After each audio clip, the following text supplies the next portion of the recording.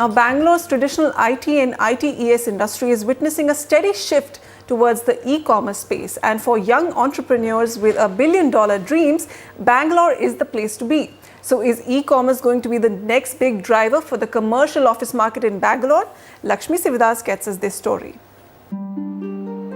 Meet Sujayat Ali, the co-founder of e-commerce aggregator Vunik. This 35-year young entrepreneur moved his entire startup base from Chennai to Bangalore to capitalize on the city's ease of doing business. I have worked in Silicon Valley for 4 years.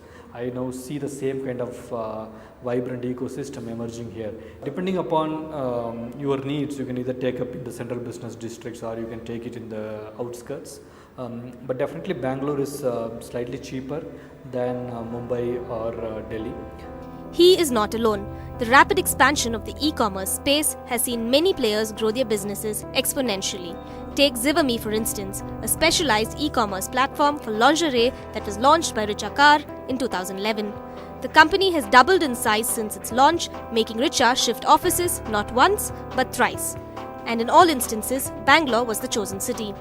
35% of the southern geography can be serviced by surface transport. The fact that you're closer to Chennai and therefore where you are actually importing a lot of products, and Chennai port actually becomes a very easily accessible port from China also. There are over 300 e-commerce companies of various sizes in the country, and the majority, including biggies, Amazon and Flipkart, are picking Bangalore to set up their headquarters. A rising trend that has had a tremendous impact on commercial realty in the city. Data from Knight Frank estimates that the e-commerce sector has taken over 1 lakh square feet of office space in the first half of this year.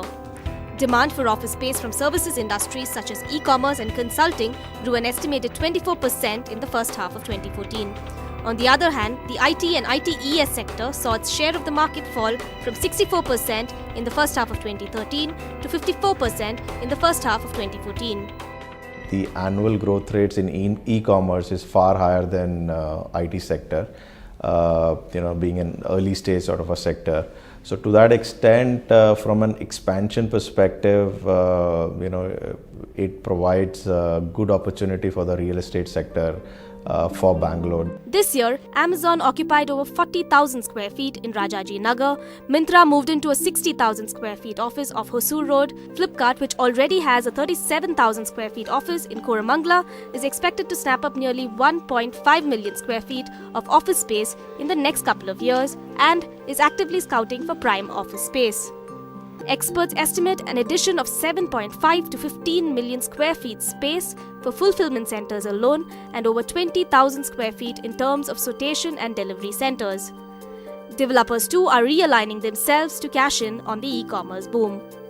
So you need to be very tuned into creating multiple dimensions in office spaces. So while you might create a uniform structure that supports all of these services, you need to be careful on how you plan your services. With the emergence of e-commerce, we believe that this multi-dimensional factor will only get stronger and much more viable. Experts say, thanks to its size and scale, the IT and ITES industry is not a basis of comparison for e-commerce just yet. But e-commerce's phenomenal growth by threefold in the last 4 years is reason enough for developers to stay in the commercial realty game. In Bangalore, Lakshmi Sivadas, NDTV.